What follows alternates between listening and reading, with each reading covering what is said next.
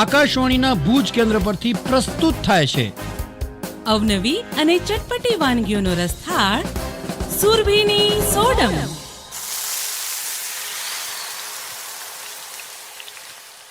Hello all dear foodie friends and welcome સુરભીબેન. કાર્યક્રમ સાંભળતા તમામ શ્રોતાઓને આપની દોસ્ત ભૂમિ ચોકસીના નમસ્કાર. Thank you. કેમ છો બધા? મજામાં? એકદમ ફાઇન. સુરભીબેન, આપ કેમ છો? એકદમ મજામાં. જી. સુરભીબેન, આજના કાર્યક્રમમાં આપણા શ્રોતાઓ માટે કઈ રેસીપી લઈને આવ્યા છો? ઉનાળાની શરૂઆત થઈ ગઈ છે, ગરમી જોરદાર પડી રહી છે, તો હવે તો આમ જો ને તું માર્કેટમાં જા ને એટલે કઈ શાક કઈ લેવાની જ ઈચ્છા ન થાય અને કઈ ખાવાની જ ઈચ્છા ન થાય. પણ અત્યારે જયારે ઉનાળો શરૂ થાય ને, ત્યારે ઉનાળાની શરૂઆત થાય ત્યારે અને ઉનાળાની ગરમીની શરૂઆત થઈ જાય ને, ત્યારે હંમેશા છે ને વેલાવાળા શાક વધારે ખાવા જોઈએ.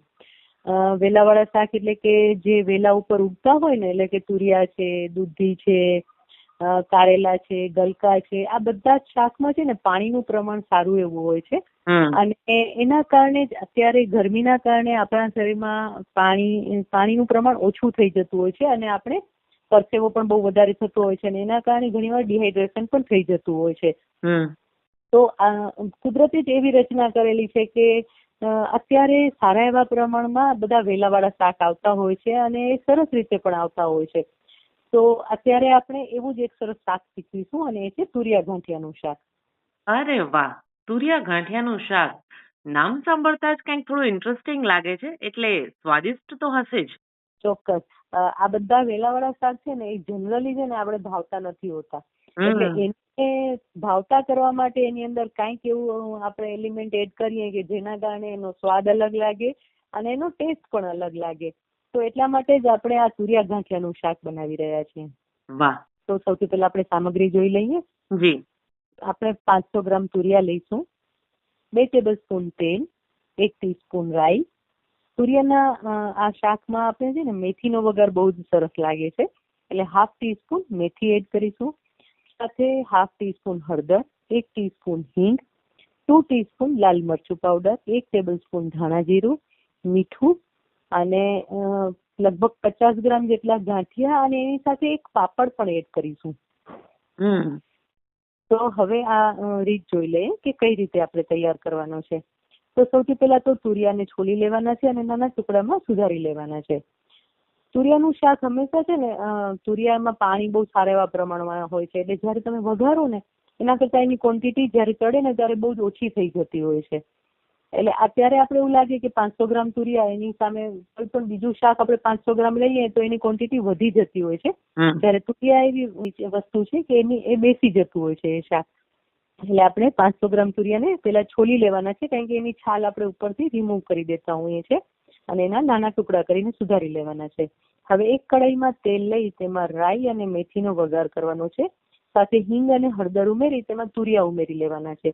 તુરિયાની સાથે થોડું મીઠું પણ સ્વાદ પ્રમાણે મીઠું, એટલે કે 1 ટીસ્પૂન મીઠું ઉમેરી અને મિક્સ કરી અને ઢાંકીને 2 થી 3 મિનિટ ચડવા દેવાનું છે. હવે તુરિયા એકદમ જો તાજા અને સરસ હશે ને તો આ જે તુરિયા છે ને એ લગભગ 2 થી 3 મિનિટમાં કૂક થઈ જશે. ખૂબ જ ઝડપથી ચડી જતા હોય છે તુરિયા.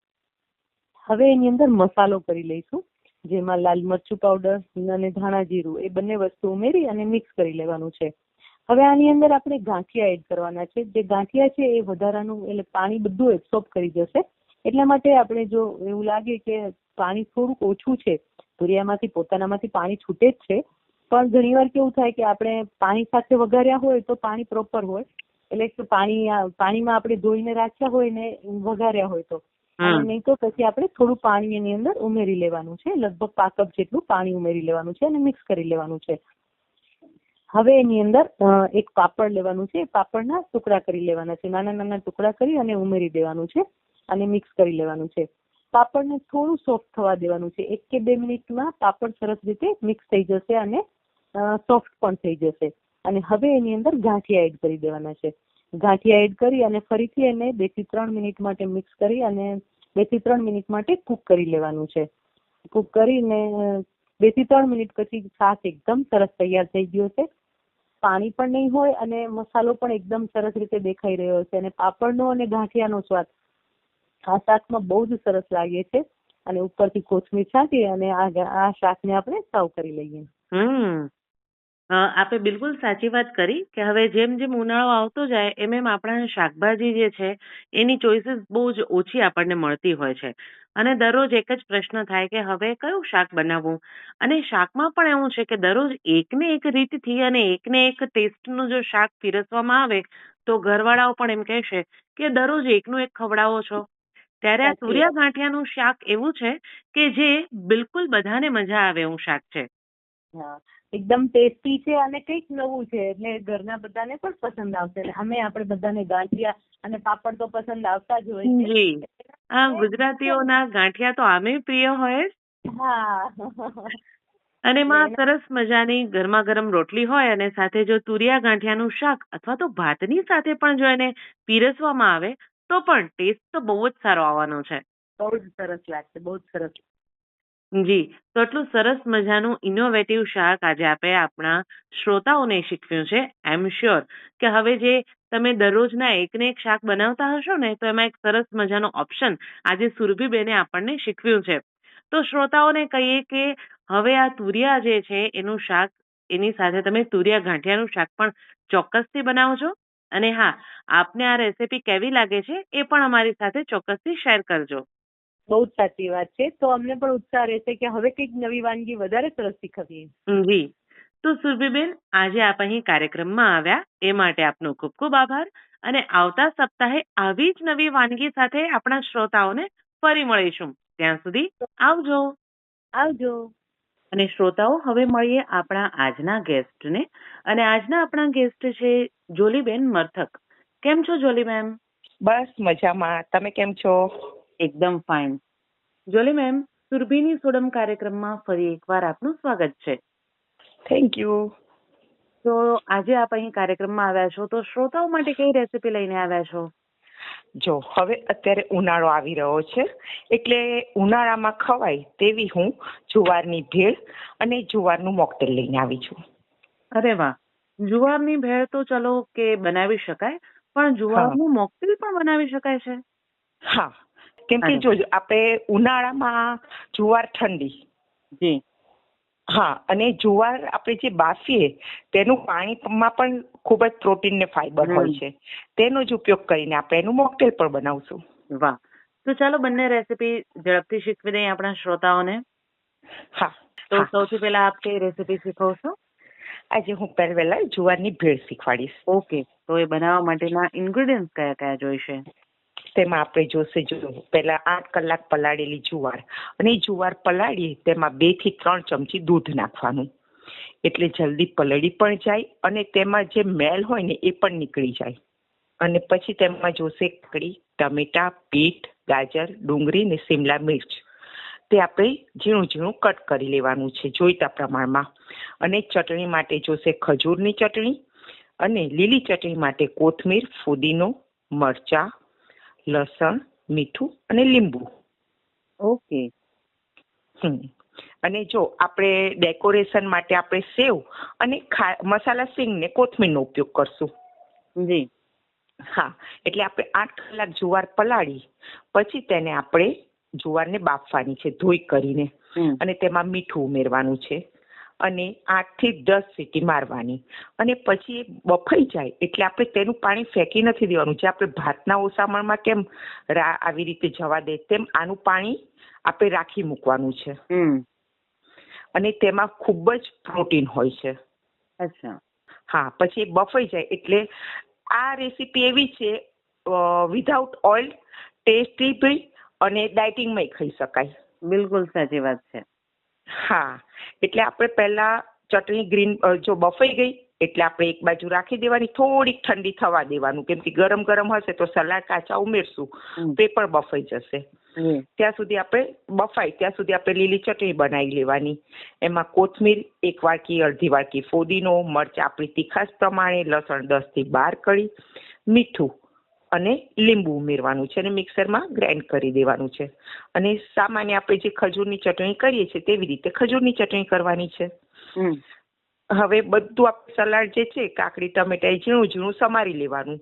એક બાઉલની અંદર આપણે આ બધું સલાડ ઉમેરવાનું, ચટણી ઉમેરવાની અને ખજૂરની ચટણી ઉમેરવાની, ને છેલ્લે આપણે જુવારની બાફેલી ઉમેરવાની છે. અને એક વાડકી 100 ગ્રામમાં 5 વ્યક્તિ ખાઈ શકે. અચ્છા. હા, એટલે એ રીતે આપણે એક વાડકી જેટલી થાય તેમાં 5 વ્યક્તિનું આપણે એક વાડકી બધું સલાડ લો એટલે 5 વ્યક્તિ ખાઈ શકે. એટલે બધું મિક્સ કરી અને સર્વ કરવાનું બાઉલમાં, અને એની માથે કોથમીર, ઝીણી સેવ અને મસાલા સિંગ રાખવાની. તો આપણી જુવારની ભેળ તૈયાર.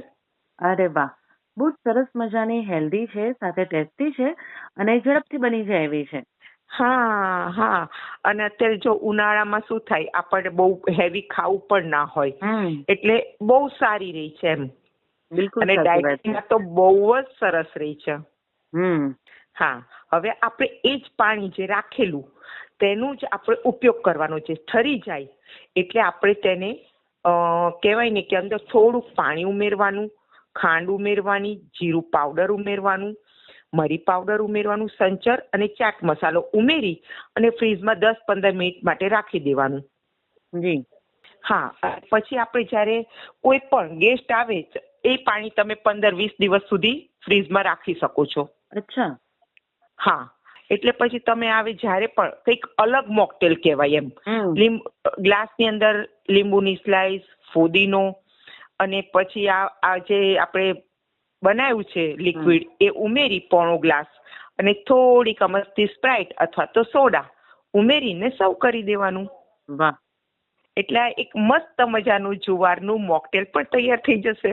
એકદમ સાચી વાત જોલી મેમ, કે આપણે ઘણા જ બધા મોકટેલ, હવે તો ઉનાળો આવી ગયો છે એટલે આમ કેવું થાય કે કાંઈ પણ ખાવા કરતા આપણને પીવાનું મન વધારે થતું હોય છે.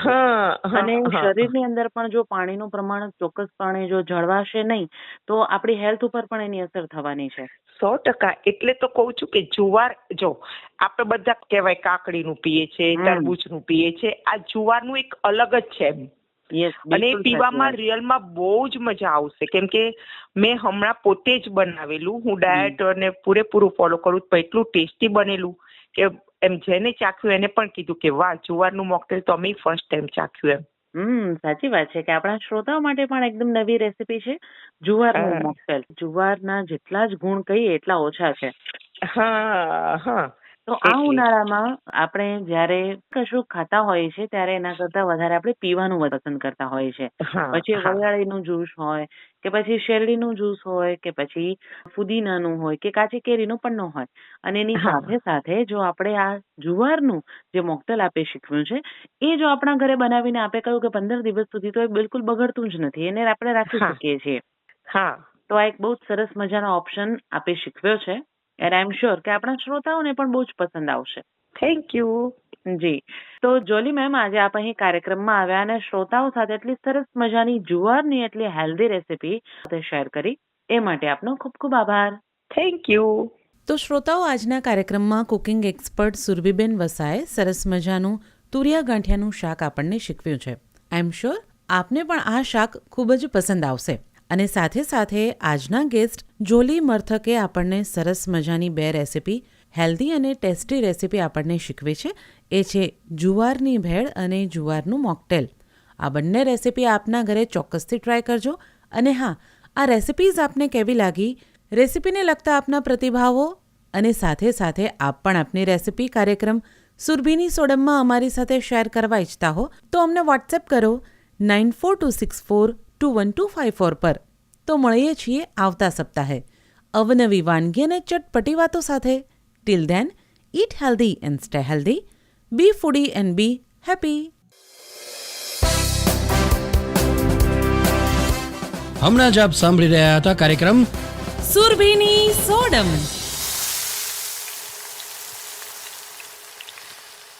કાર્યક્રમ પ્રસ્તુતિ ભૂમિ ચોકસી. આ કાર્યક્રમનું પ્રસારણ આકાશવાણીના ભુજ કેન્દ્ર પરથી કરવામાં આવ્યું.